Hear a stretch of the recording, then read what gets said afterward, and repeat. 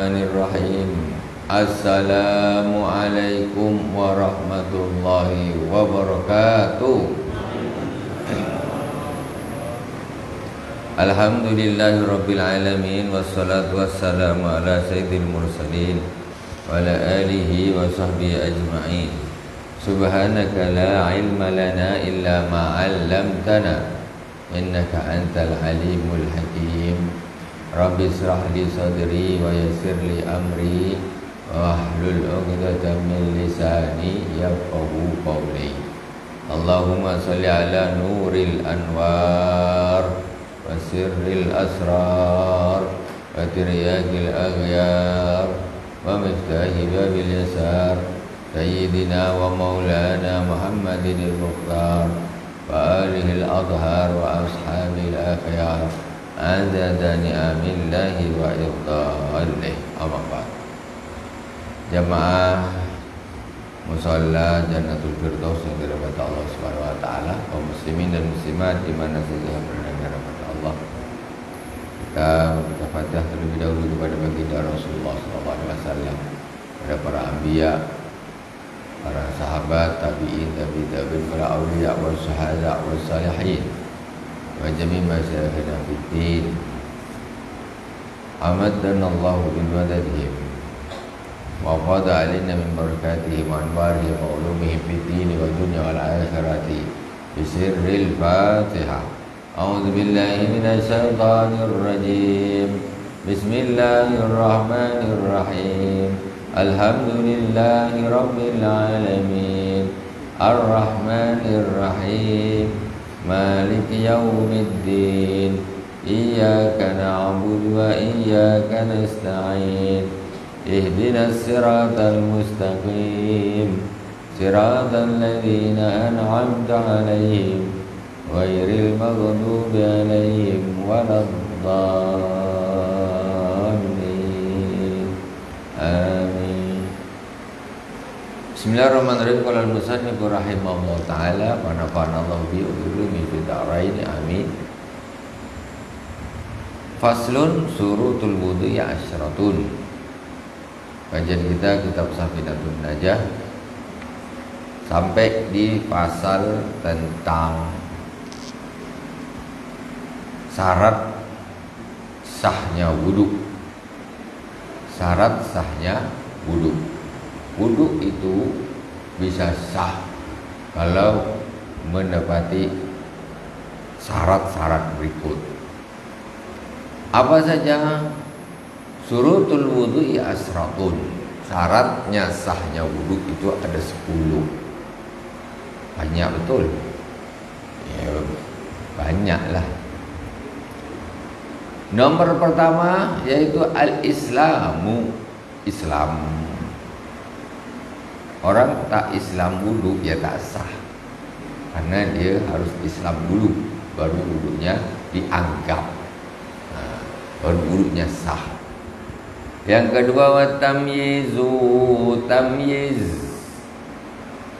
Tamyiz yaitu anak yang belum balik tapi dia sudah pandai, bisa cebok sendiri, ya, bisa tahu mana teh, mana air kencing.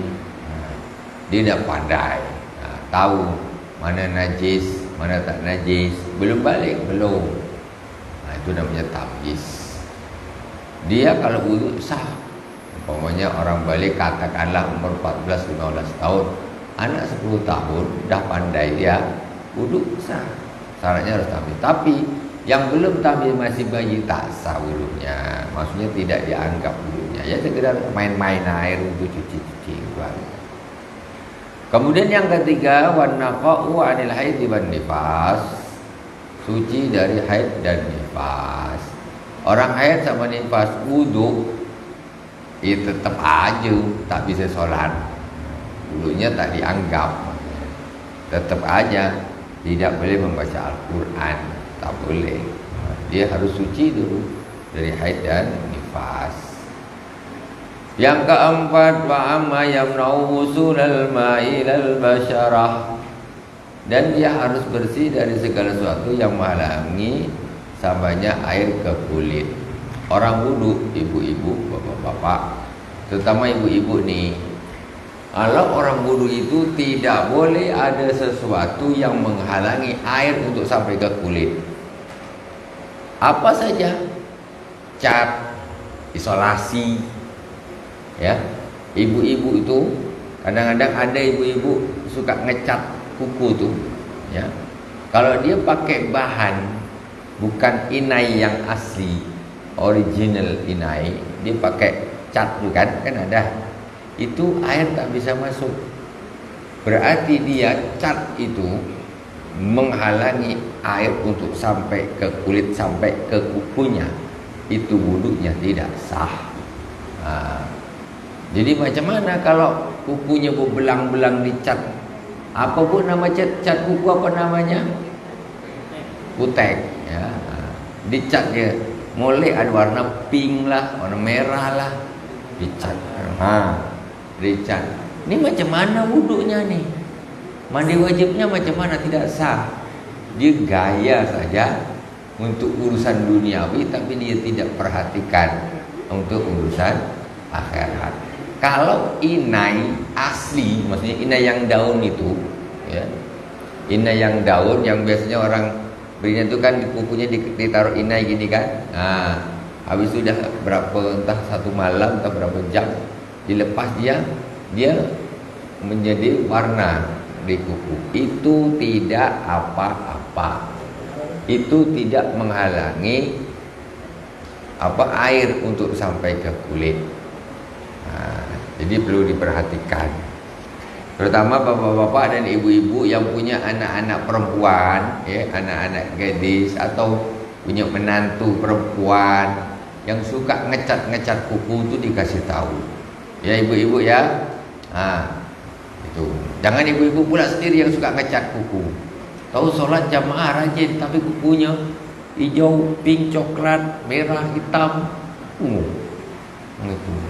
Agak-agak mak lampir dulu suka ngecat gitu pun jangan cantik lah. Mana ada cantik. Jadi itu jangan sampai dilakukan, ya. Kalau tidak dibersihkan, wudunya tidak sah, sholatnya tidak sah, mandi wajibnya tidak sah, sholatnya tak sah. Jadi tak sah semuanya. Itu tidak boleh. Hati-hati. Bapak-bapak maunya cat, ya, kerja ngecat atau apa, ada catnya tak dibersihkan, ya, ada ini, biarkan aja dulu, tak sah, karena cat itu menghalangi air untuk sampai ke kulit. Itu tak usah. Kalau minyak tak apa-apa, minyak goreng umpamanya kan, orang habis makan gulai atau apa, macam minyak ini lengket, itu tak apa-apa. Minyak itu tidak dianggap menghalangi air sampai ke kulit, ya. Tapi kalau semacam apa ini tadi, cat atau apa, itu jelas menghalangi, sudah jelas menghalangi. Dan wudunya tidak sah. Perhatikan. Ini kadang-kadang yang jadi ibu-ibu nampak kalau orang perempuan nih apa ya,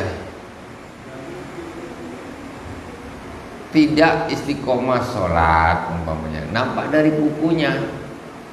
Kalau kukunya dah berwarna-warni, pakai cat lah, mau sholat macam mana?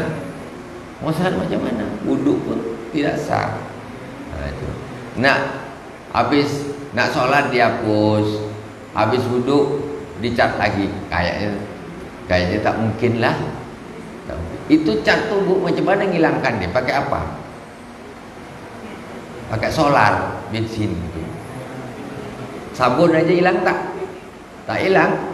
Jadi dia sekali cat tu berapa bulan dia baru hilang? Lama? Tak bisa hilang memang? Tak tahu bu? Baguslah kalau tak tahu. Tak pernah pakai ya. Itu kalau dia pakai 10 hari sholatnya tak sah. Macam mana nak sah? Ya kan? Itu yang menjadi masalah. Dia mandi wajib, dipakai 1 bulan tak sah. Semua ibadah-ibadahnya segala.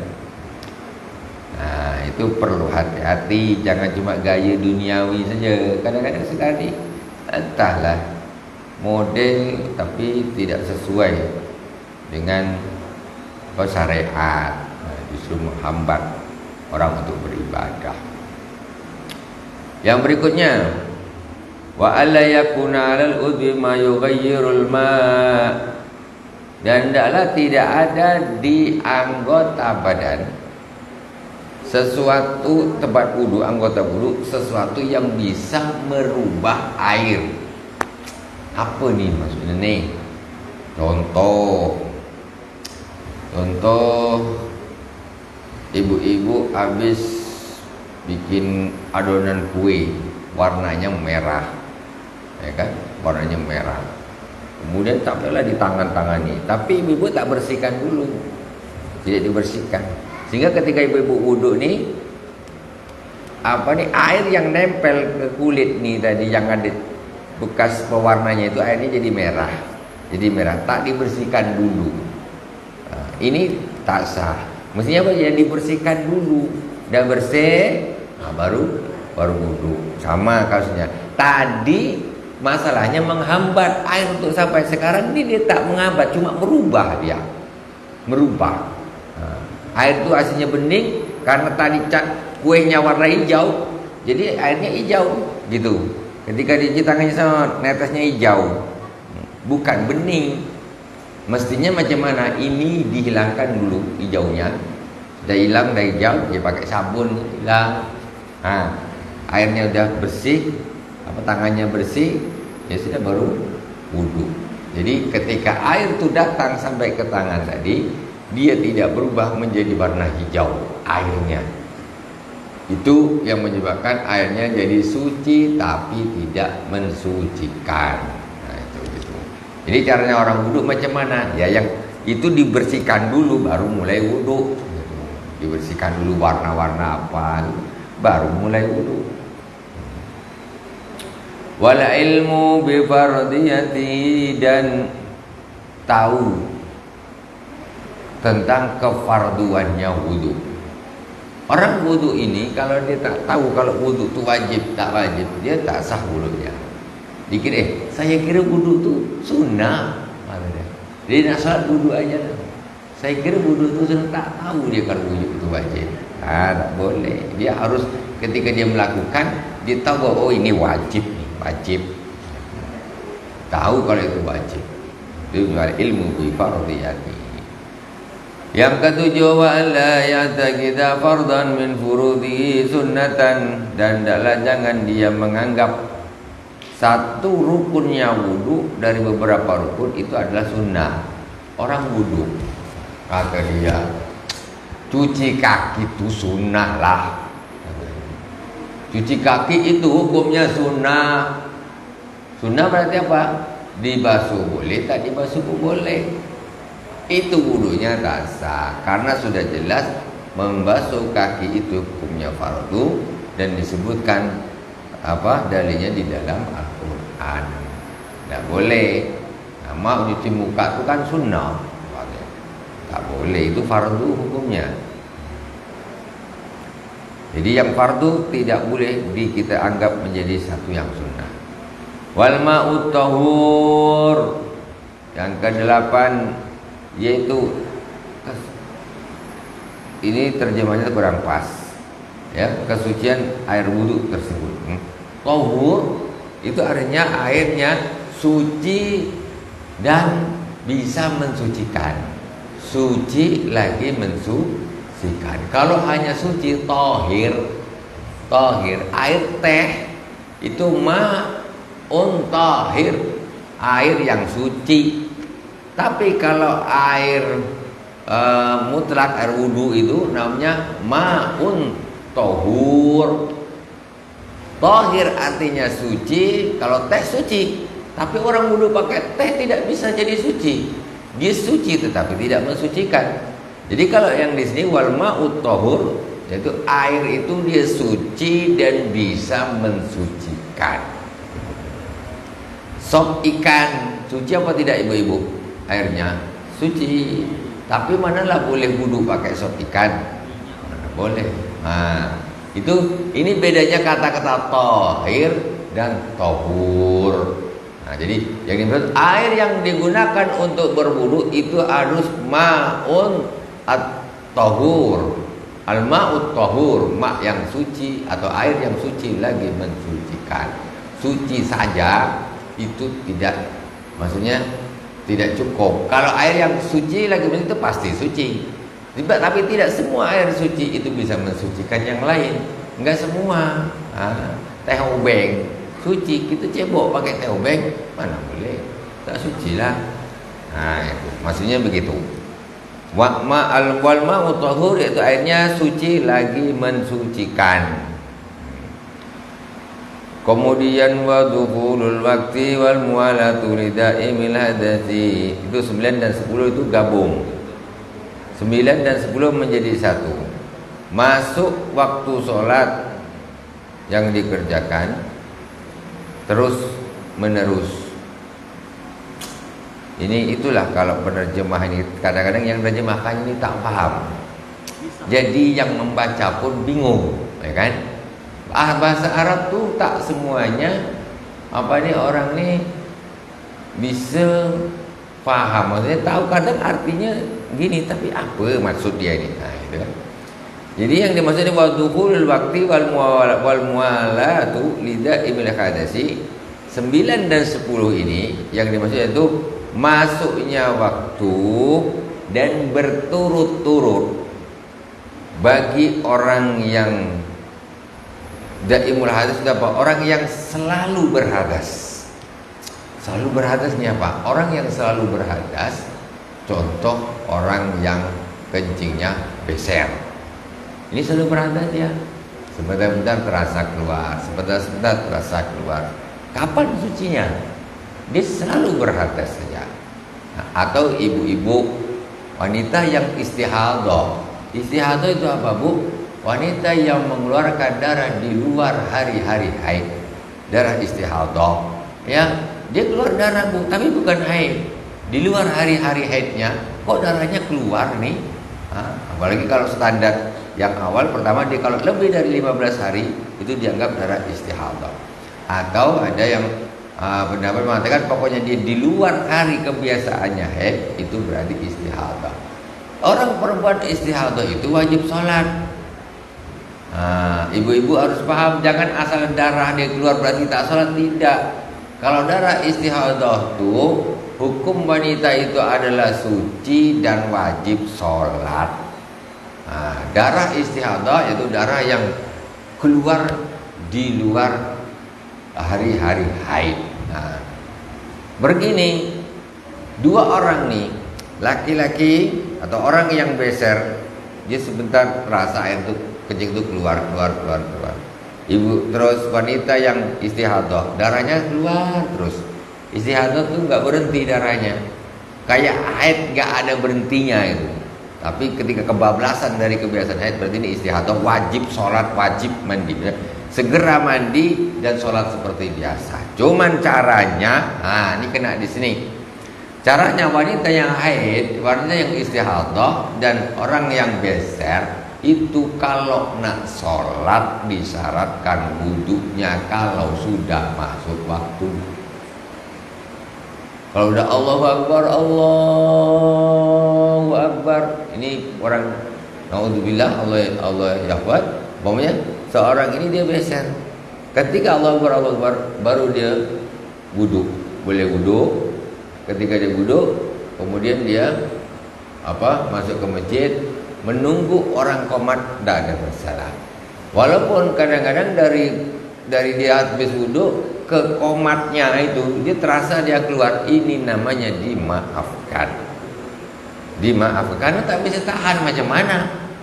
Tak bisa tahan, orang dia keluar terus, tak bisa tahan. Makanya ini namanya rukhsah. Kalau dah rukhsah ini dia tak boleh terlalu melebar. Maksudnya gini, kamu ini tak apa-apa, mestinya kan batal nih, orang keluar air ini mestinya batal. Tapi ini oke lah, ini karena darurat sakit, ya, semacam istihadah itu sakit juga, perempuan darahnya keluar terus. Otomatis kalau darah keluar pasti secara hukum asal darah wudunya batal. Kencing keluar secara hukum asal batal. Tapi ini orang memang sakit, maksudnya tidak sehat. Dia selalu keluar, terus kapan sucinya? Makanya disebutkan dia ini daimul hadas, orang yang selalu berhadas. Dan dia kalau nak sholat tadi, dia harus wudhu ketika azan, ya. Jadi dia bersih-bersih, azan baru dia wudhu. Habis wudhu dia ke masjid, nunggu orang qomat, nggak ada masalah. Walaupun ternyata keluar, tidak apa-apa, sholat. Allahu Akbar. Dimaafkan. Syaratnya tadi wudhunya disyaratkan harus setelah masuk waktu. Kalau sebelum masuk waktu kok udah wudhu, begitu masuk waktu sudah batal, nggak boleh untuk sholat. Kenapa? Antara sebelum azan, antara setelah dia wudhu sampai ke azan, ini dia sudah mengeluarkan kencing, karena dia terus saja nih, terus. Atau ibu-ibu yang istihadah darahnya keluar terus. Kaji yang istihadah begitu, kadang-kadang ini kalau wanita ibu-ibu nih, ya perempuannya kadang-kadang kalau orang awam ini tak paham, dianggap kalau berdarah mesti haid. Nggak mesti, tidak mesti. Karena kebiasaannya 7, tahu-tahu kok ini sampai 20 hari. Oh, head semua nih 20 hari tak sholat. Salah. Itu namanya istihadah. Mana ada orang haid 20 hari? Tidak ada. Maksimal haid itu 15 hari. Ya, maksimal haid itu 15 hari. Jadi itu namanya darah istihadah. Dan istihadah itu kadang perempuan, kadang-kadang dia baru wudhu itu keluar. Baru wudhu keluar lagi. Kapan aku nak sholat nih? Kasih batal terus. Kan? Nah, caranya itu hukumnya persis seperti tadi orang yang beser itu tadi. Yang penting kalau nak wudhu itu, ya, dah masuk waktu sholat. Masuk waktu sholat bersih-bersih, ya, ibu-ibu atau yang itu. Masuk waktu sholat bersih-bersih. Mohon maaf, disumbat, ditutup, karena dia akan terus keluar darah tuh. Tempat keluarnya darah ditutup. Habis itu wudhu, walaupun terasa pas wudhunya ini, katakan terasa ini macam tidak keluar, atau pas jalan nak sholat, tidak apa-apa. Itu namanya dimaafkan, makfu. Begitu juga yang laki-laki tadi, begitu azan bersihkan, begitu azan bersih, ya, dah bersih, wudhu, sudah ke masjid. Dalam arti umpamanya kok terasa ini, tidak apa-apa, tidak apa-apa. Itu syaratnya. Kemudian yang kedua, syaratnya bagi orang yang selalu berhadas tadi, daimul hadas, yaitu dia wudhunya harus berturut-turut. Macam mana wudhu tak berturut-turut? Langsung. Jadi wudhu ini ada wudhu tapi tak langsung. Wudhu kredit namanya. Wudhu tapi kredit, bukan motor aja kredit. Ada wudhu kredit, itu pun sah. Jadi kredit macam mana? Wudhu di rumah, masuk tangan, kumur-kumur, hidung, muka, mati air, habis listrik, token belum bayar, aduh muka dah, pergilah ke masjid, ya. Dari rumah ke masjid katakanlah 5 menit atau 10 menit, sampai ke masjid tadi muka sudah, tadi waktu di rumah muka sudah, lanjutkan tangan, ya, kepala, kaki, sah. Ataupun di masjid pas listrik mati, di masjid baru tangan dah habis juga, cari masjid lain, tinggal kepala sama kaki, sah. Wudhu macam gitu sah. Jadi kalau orang yang balik lagi tadi, yang selalu berhadas, wanita istihadah ataupun orang yang beser, itu dia tak boleh kredit wudhunya, dia harus langsung selesai. Kenapa? Kalau dia cuci muka di rumah, nih, mati pula airnya dah habis, dia pergi ke masjid. Begitu dia berjalan ke masjid, dia sudah ada yang keluar netes. Ini berarti sudah batal. Jadi dia harus langsung, maksudnya wudhu seperti biasa lah. Harus wudhu seperti biasa, ya. Muka, tangan, kepala, kaki dia langsung. Tidak boleh tadi nyicil seperti tadi, itu tidak boleh. Tapi kalau orang yang sehat nggak apa-apa nyicil. Tapi syaratnya jangan pas batal di tengah-tengah. Wudhu di rumah cuci muka sampai muka air habis, aduh habis ya, lanjut sandut lanjut lagi masjid. Naik motor, standar motor kentut dia. Kentut tadi muka sudah kalian tinggal tangan, tak boleh karena sudah batal di tengah perjalanan itu. Orang sedang wudhu, ibu-ibu, jangan salah. Ada orang gagal paham atau tak paham atau terlalu gimana? Dia wudhu nih, wudhu, muka wudhu, masuk muka wudhu, buang angin. Ini lanjut aja langsung tangan. Nanti kan wudhunya belum selesai, lagi sedang wudhu nih, langsung tangan, langsung kepala, telinga, kaki. Ya tak salah wudhunya, karena yang dia habis cuci muka tadi, ya terus dia kentut, berarti mukanya belum dibasuh. Berarti wudhunya tuh harus diulang lagi. Maksudnya muka harus dibasuh lagi. Orang kok, jadi jangan dikira pas buang angin pas wudhu itu tak membatalkan. Muka, tangan, pas tangan nih, angin keluar, lanjut aja, belum masih wudhu ini kok tak apa-apa gitu, masih wudhu, lanjut dan kaki, ya batal wudhunya. Di tengah-tengah wudhu keluarkan angin, ya wudhunya itu batal, harus diulang dari awal sebelum angin itu keluar itu tadi. Yang mau tanya silakan ya ibu-ibu, bapak-bapak. Nah ini wal mu'alatu lidain, ada 10 sudah selesai syaratnya orang berwudu. Kita lanjutkan pasal yang berikutnya, yaitu faslun nawaqidul wudu'i arba'atu asya. Perkara yang membatalkan wudu ada 4. Pertama, al-khariju min hadis sabilain min kubulin au duburin rihun au ghairuhu illal maniyah.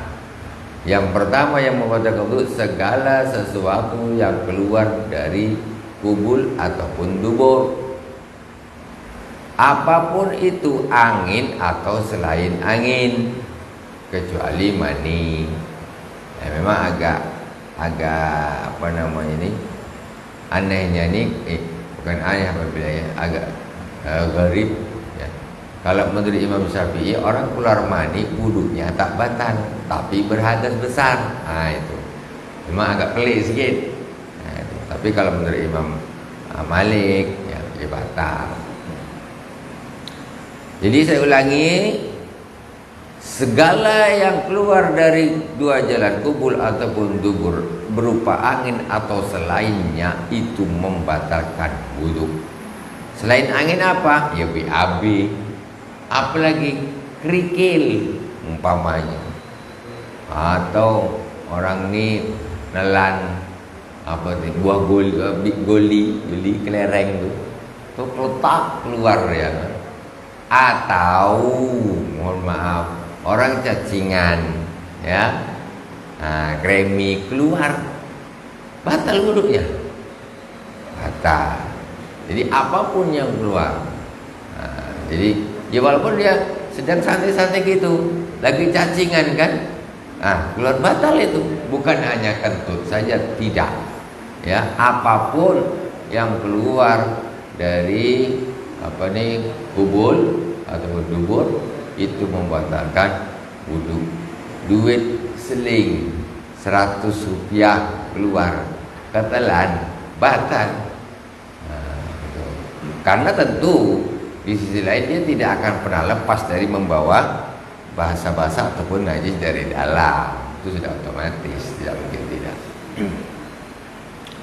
Mohon maaf, bahkan ada satu keterangan di dalam keterangan di kitab ya, dia tak jadi keluar pun jadi batal. Maksudnya contoh, balik lagi tadi, ini kan fikih, jadi saya cerita apa adanya. Orang cacingan, ya kan? Cacingan nih. Cacingan mohon maaf. Cacing ini kepala dia dah keluar, masuk lagi dia, batal wudhunya. Nah itu contoh. Nah itu ya, nomor satu. Kemudian yang kedua ilal maniyah, kecuali mani tidak membatalkan wudhu tapi menyebabkan orang wajib mandi besar. Nah itu. Asani zawalul akli binaumin aw ghairihi illa qa'idin mumakkinin maka adatahu minal ard. Yang kedua yang membatalkan wudu yaitu hilangnya akal sebab tidur atau selain tidur. Illa qaidin mumakkinin maka adatahu minal ard. Kecuali orang yang tidur yang menetapkan duduknya di bumi. Maksudnya gimana? Dia tidur nih. Dia tidur tapi sambil duduk. Gini. Sambil duduk ini menetapkan duduknya di bumi gini. Maksudnya dia memang tak beranjak, memang gini. Pas. Dia tidak tumbang. Kalau ada tidur gini, telentang ya, batal. Nah, pokoknya begitu. Maksudnya begitu apa namanya nih? Apa kita bilang? Pinggulnya ya ini dia terangkat nih. Itu namanya sudah tidak memakin mak'adahu. Dia harus tidak bergerak gitu. Jadi itu tidak batal menurut Imam Asy-Syafi'i. Makanya karena banyak pakai mazhab Syafi'i, orang Jumatan begitu qomat Allahu Akbar bangun. Apa pun bahatib tak tahu dulu judul dia kan tak tahu. Ini jadi bukan sayup-sayup lagi terdengar, sama sekali tak terdengar. Begitu qomat setan pergi kan, baru bangun. Oh, qomat dah. Sampai duduk antara dua khutbah pun dia tak tahu. Ini khutbah pertama, kedua kan. Dah qomat lah. Ini kalau menurut Imam Asy-Syafi'i selagi dia duduknya begini dan dia tidak bergerak, tidak beranjak gini, maka tidak beranjak. Itu tidak batal. Tapi Imam Malik menilai bukan dengan posisi batal tidaknya wudu, tapi Imam Malik menilai batal tidaknya wudunya orang yang tidur dengan keadaan nyenyak atau tidak. Kalau Imam Malik menilai kalau dia nyenyak walaupun dia duduk tetap batal wudunya. Kalau dia tidak nyenyak walaupun dia baring itu tidak batal wudunya. Kalau Imam Syafi'i beliau ini menilai dari posisi. Kalau dia tidur baring kontan batal. Itu baring kalau Imam Syafi'i. Yang tak batalnya pokoknya duduk gini tak gerak lah. Kalau kepala gini-gini, nah ini masih oke. Yang penting sini tak terangkat. Kalau Imam Malik kalau kau dah gini, apalagi sampai berbunyi krok, tak ada cerita komat wudu bro keluar bro. Kenapa? Sudah hilang sama sekali. Duduk khutbah pun tak tahu. Khatib duduk antara dua khutbah pun tak tahu. Sampai bunyi kadang-kadang ngorok dia tu keluar sakit. Mungkin tertekan. Itu kalau menurut Imam Malik batal. Cuma kalau menurut Imam Syafi'i masih ada yang bilang tak batal. Tapi ada satu kejadian. Orang yang mengambil pendapat kalau tidur sambil duduk itu tak batal wudunya. Hanya kisahnya di Masjidil Haram. Di Masjidil Haram kan orang banyak. Masjidil Haram banyak orang dari mana-mana ya. Terus saking orang banyak itu kan banyak yang penat, yang ini banyak orang yang sambil tidur gitu. Ya kawan nih dia tak tidur, dia duduk, dia baca, dia apa. Sebelahnya ada orang yang tidur, duduk. Jadi dia tak tidur. Begitu pas dia tidak tidur, kemudian dia tahu orang yang tidur ini ternyata kentut dia. Kentut yang tidur ini, tahu dia kentut. Tidur kentut pula. Kentut. Dan orang ini tidak tahu kalau namanya tidurnya nyenyak di kentut. Kata dia, sekali gitu komat dia langsung, bang, kau kentut lah. Kau tidur tadi kentut. Akhirnya setelah orang itu tidur, dia mikir, Kalau itu dia akhirnya lebih memilih tergantung nyenyak atau tidaknya. Jadi orang ini kalau kadang-kadang dah betul-betul nyenyak gini, kentut pun tak, walaupun duduk dia tak bisa mengeluarkan angin. Tapi tetaplah kembali kepada perbedaan pendapat, boleh, terserah nak ikut. Pokoknya kalau duduknya bagus gini, apa? Pokoknya dia tak batal.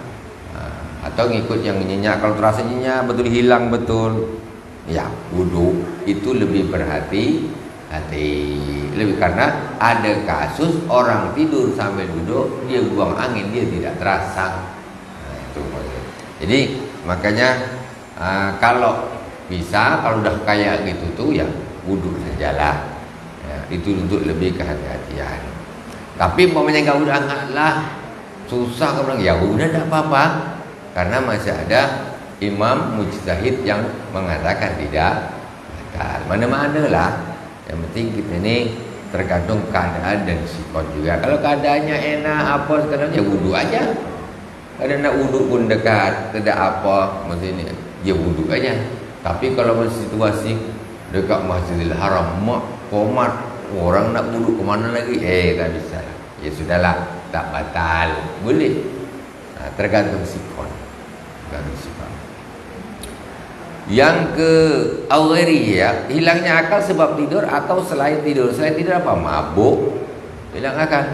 Orang mabuk wudhunya batal. Orang mabuk wudhunya batal. Pingsan, orang pingsan wudhunya batal. Akalnya hilang. Akalnya hilang. Asalisu yang ketiga, iltiqa'u basaratai rajulin wa imra'atin kabiraini ajnabiyataini min ghairi hailin. Yang ketiga yaitu bertemunya dua kulit, yaitu laki-laki dan perempuan yang sudah dewasa yang bukan mahram. Ibu-ibu, bapak-bapak, jangan bilang bukan muhrim, bukan mahram. Banyak karena sering sangat nonton TV ini sebab dia di TV itu kat sinetron kan bukan muhrim, bukan muhrim. Salah total. Ya. Muhrim itu orang yang ihram haji atau orang yang labbaik Allahumma labbaik labbaik la syarika lak labbaik, itu muhrim. Kalau bilang itu memang bukan muhrim. Orang muhrim kan di Mekah sana. Orang ihram haji atau umrah. Muhrim itu orang yang ihram. Kalau orang yang tidak boleh dinikahi itu namanya mahram. Enggak masalah. Mahram. Ya, keponakan. Mahram itu ayah, ibu, anak. Itu tentu namanya mahram. Bibi, mahram. Ini jangan salah. Kadang-kadang nih ya sudah dikoreksi tapi karena nggak merata. Nah kalau TV ini kan sudah kemana-mana. Kalau pengajian kan berapa orang aja yang dengar. Nah itu. Nah, jadi jangan kita pula menjadi corong yang salah. Bukan. Kalau di sinetron rata-rata bilangnya ini bukan muhrim, bukan. Ya itu jelas. Jadi yang suka bilang muhrim itu ketara kalau suka nonton sinetron. Tuh ketara ya. Tapi kalau suka majlis taklim dia akan bilang bukan mahram. Pertentuan antara kulit laki-laki dan perempuan yang sudah dewasa, sudah balik dan bukan mahram tanpa ada pelapis. Ini. Kalau ada lapisnya gini tak apa-apa. Enggak apa-apa. Biasa. Ini pun menurut Imam Asy-Syafi'i. Kalau menurut Imam Malik, bersentuhan itu kalau tidak nafsu itu tidak batal. Imam Malik. Nah, jadi kalau Imam Malik mengatakan mas itu meraba. Meraba ini istilahnya kadang-kadang kalau bahasa kita Indonesia meraba ini kan dia megang, tapi dia dengan nafsu ini yang membatalkan. Nah, jadi sisi nafsunya yang membatalkan. Tapi kalau Imam Syafi'i nafsu tak nafsu bersentuhan batal. Nah, kalau Imam Abu Hanifah lebih enteng lagi. Imam Abu Hanifah yang dimaksud dengan aula mastumun nisa itu atau engkau memegang istri-istri itu maksudnya bukan megang begini, Maksudnya itu kiasan dari berhubungan badan. Karena Quran ini sopan. Jadi ini kata Imam Abu Hanifah, ini maksudnya bukan hanya bersentuhan kulit gini, tapi berhubungan badan. Jadi kalimat mereka kalau hanya bersentuhan tak batal, kalau berhubungan badan baru batal. Imam Malik tengah-tengah. Imam Malik mengatakan ini maksudnya bersentuh bukan sentuhannya gini, tapi meraba. Dia ada arti nafsu di situ. Yang paling keras memang Imam Asy-Syafi'i. Tak mau tahu, pokoknya bersentuhannya batal. Yang megang batal, yang dipegang juga batal. Tanpa ada halingan ini pelapis. Kalau ada pelapis ya tak batal. Kembali tadi yang seperti ini kita sudah terangkan kemarin. Kalau hal-hal keadaan darurat, ya tidak apa-apa mengambil pendapat yang lebih longgar. Maksudnya ini kadang-kadang kita tidak susah, ya, seperti ketika haji atau umroh, ketika tawaf, ya itu susah kalau pakai pokoknya bersentuhan mesti batal. Ya sudah, Imam Malik kalau bilang kalau enggak nafsu enggak batal enggak apa-apa, ya. Apalagi Imam Abu Hanifah. Kabirain ajnabiyain, yang anak kecil tidak membatalkan. Yang membatalkan itu kalau sama-sama balik. Cuma ada di masyarakat kesalahpahaman. Salah pahamannya di mana? Dikira jangan pegang tuh, kan sudah sunat, batal nanti. Ukuran dewasa tuh bukan sunat, ukuran balik tuh bukan sunat. Seorang anak laki-laki umpamanya umur 10 tahun, dia sudah sunat, ya, ibu-ibu bersentuhan dengan dia, itu enggak apa-apa.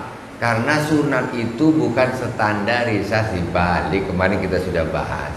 Balik itu hubungannya dengan umur, ya, dengan ihtilam, yaitu mimpi basah, keluar mani, dan haid tadi untuk wanita. Itu standarisasinya.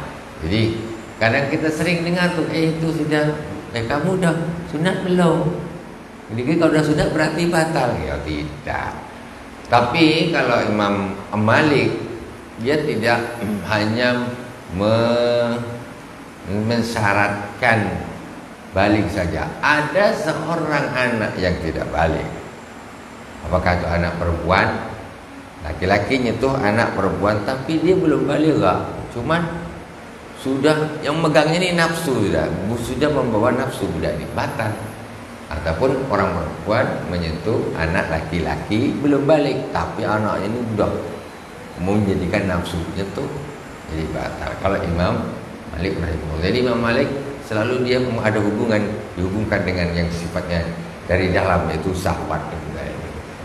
Alhamdulillahirabbil alamin. Semoga bermanfaat dari awal sampai akhir. Mohon maaf atas segala kekurangan. Subhanakallahumma wa bihamdik, asyhadu an la ilaha illa anta, astaghfiruka wa atubu ilaik. Wassallallahu ala sayyidina Muhammadin wa ala alihi washabihi wa baraka wasallam. Alhamdulillahirabbil alamin. Wassalamualaikum warahmatullahi wabarakatuh.